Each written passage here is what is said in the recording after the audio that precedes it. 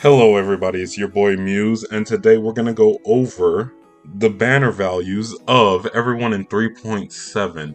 We're going to go backwards and then lead up to Cyrene, then we're going to talk about whether or not Anaxa and Donghung are still worth pulling. Alright, first things first, we're going to start with Cypher, and Cypher is a valid pull. She's a good sub DPS. She inflicts vulnerability, she has follow-up to help follow-up teams, she's a quantum unit, great for quantum only. Not to mention she collects damage over time, so then at the end of either a cycle or whenever you feel like you can finish off the enemy in one more blow, you can activate her burst.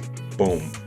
Done. So I will, and if you have her light cone, she puts defense down. So I will say that Cypher is a valid pull. Hell, she's valid all the way up to E6. You don't have to go to E6, but she is valid all the way up through E6. Next we have Mayday. I'm sorry, sometimes I call him Anaxa, but Mayday, I think he's the weakest pull in this entire lineup. He's a solid DPS, yes, solid imaginary DPS. If you need imaginary coverage, go for it. However, I will say out of this entire lineup, he is the weakest. If you are a fan of Mayday, go for it. If you need the imaginary DPS, I mean, my account needs some imaginary DPS, but I will wait and see what 4.x has in store. As for right now, you have Mayday. Go for him if you want. However, in my opinion, he is the weakest pull. Next, we have Phanon, and I will say Phanon,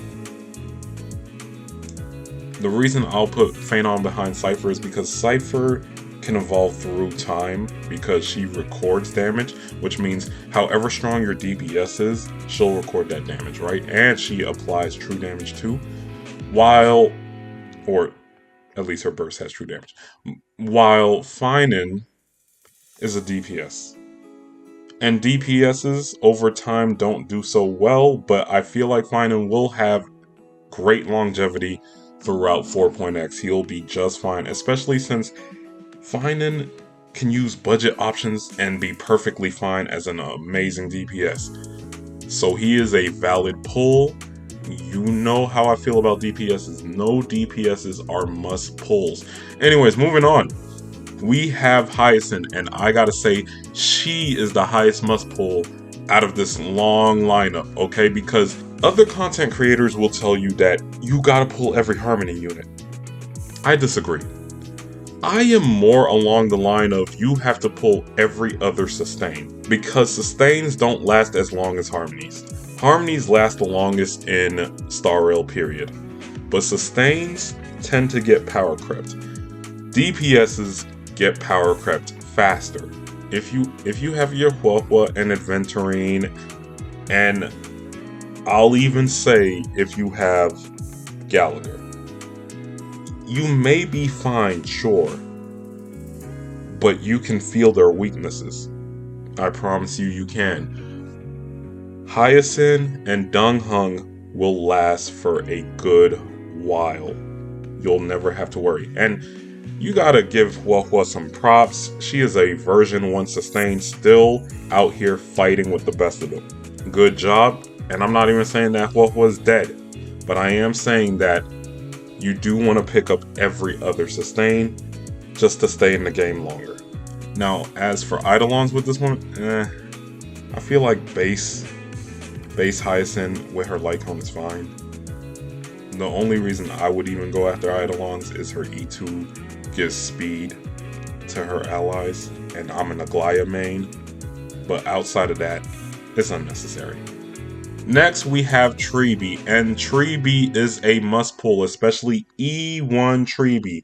Anything less than E1 Treeby is really just an overinvested Robin or an overinvested Ruan Mei. You don't really need her, right? But E1 Treeby, if you already have Treeby, but you don't have E1, this is a great pull. If you don't have Treeby at all, this is where I would argue Cyrene is a better pull. However, there's a stipulation to that. If you don't have any other Chrysos heir, I would go for Treeby instead. especially E1 Treeby.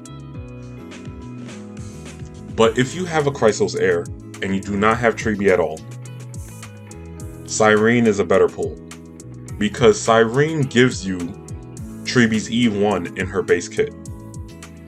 The only thing Cyrene is missing compared to Treeby is 24% res pen to the team. Cyrene has res pen on herself, but she doesn't apply it to the team. But Cyrene base kit, no light cone, no eidolons, gives you 40% more damage, and if you're not buffing a Chrysos Heir, gives you 40% more damage. It's either 30 or 40, so you're doing at least 70 to 80% more damage to your enemies if you're not a Chrysos Heir character when Cyrene uses her ult. I'm gonna try and emphasize without Chrysos Heirs, because people tend to think that Cyrene is only for Chrysos Heirs and will die by the Chrysos Heirs, but she's not.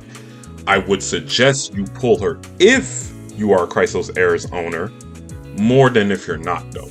Cyrene cares if your allies are Chrysos Heirs or Remembrance characters. That does not mean she's only tied to Chrysos Heirs. If any new Remembrance characters come out, she will also have her buffs through them too. Not her ultimate buffs, but her traces. Cyrene at base applies 40% more damage, 24% true damage, and she gives herself res pen. I'm not sure on the percentage of how much, so I'm gonna leave that alone. She also has AoE damage within her burst and her enhanced basic, I believe. Don't quote me on that. I don't know too much about Cyrene's kit, just what I've read in the leaks. So all of that is subject to change, by the way. This is why I will say Cyrene's a must pull, because if we're saying Treeby is a must pull because of her E1, Cyrene has what Treeby needs 2 pulls for, right? Technically 4 pulls. You got to get through 2 50/50s to have the must pull that Treeby is. But Cyrene has it on her E0. All the Doom posting is coming from her ult. Oh, it takes too long to charge. Now, for the too long to charge complaint, I can't speak for Zero Cyclers, but for your average player, this is a non-issue. She will get her ult within that first cycle. I've seen plenty of videos. All of them have been showing Cyrene getting her ult within the first cycle. In fact, a lot of the videos have been showing her zero cycling, so I don't even understand why the Zero Cyclers are complaining. You know what? I don't want to go too long on the Cyrene defense. I'm just gonna say, if you own a Chrysos Heir, your best bet would be to pull Cyrene. A lot of people are gonna say, if you own a Chrysos Heir, just pull their E1 or E2 and you basically have Cyrene. This doesn't make sense, because if having a Cyrene is equivalent to having an E1 or E2 of any Chrysos Heir, do you know how much better it would be to have the E1 or E2 of that Chrysos Heir and have Cyrene? I have E1 Aglaia. If I put Cyrene with Aglaia, I basically get her E2 along with more energy provided by her E1. Once again, I'm just going to leave this alone. Cyrene is a must pull if you have a Chrysos Heir. If you don't have a Chrysos Heir and you have a Treeby, grab E1 Treeby. If you don't have either of the two, it's all on you. But I will say, Treeby, you need to chase down 2 copies, while Cyrene, you just need the 1 copy, and she'll get better with more copies. She'll charge her ult faster, which seems to be the main complaint for some reason. And I will also say, I read through all of Cyrene's Eidolons. If you're in it for the long game, once again, this is a great unit to go E6ing to. Next, we have Castorus, and Castorus is a solid coverage pull. Now, my only concern with Castorus is she is an HP unit, I do have concerns about HP characters. They should be doing better off than what they used to, but it is a concern. Now, with that being said about these 7 units, is it still worth pulling for Dunghung or Anaxa? Now, because we have Dunghung for free, I'm going to throw him in Eidolons. You can either chase his Eidolons or his Light Cone. If you're going to chase either, go Light Cone first. But if you have Dunghung for your Archer team, I will say his Eidolon is solid, but go Light Cone first. Next, I'm going to say Anaxa is a stronger coverage than Castorus because Anaxa has 2 things going for him. He is a crit DPS. Well, 3 things going for him. He is a crit DPS. He has AoE bounce, which means he does even better in lower target situations. And he pretty much has break mechanics. So when break even comes back into the meta, he still does great. I will say Anaxa is way stronger of a DPS than these 2. I'll even say it about Finding. But Finding is busted. So,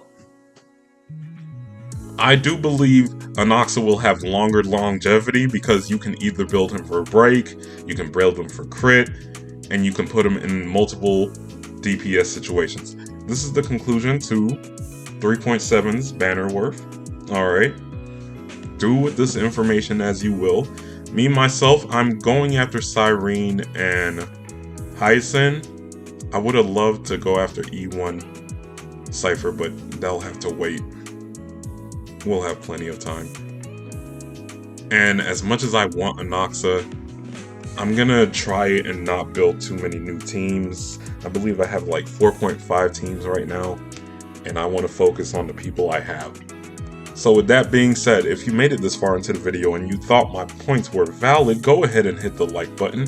If I won the 50-50 to your hearts, go ahead and hit the subscribe button. Otherwise, you don't have to do either of those things. I just appreciate you for showing up. Good night.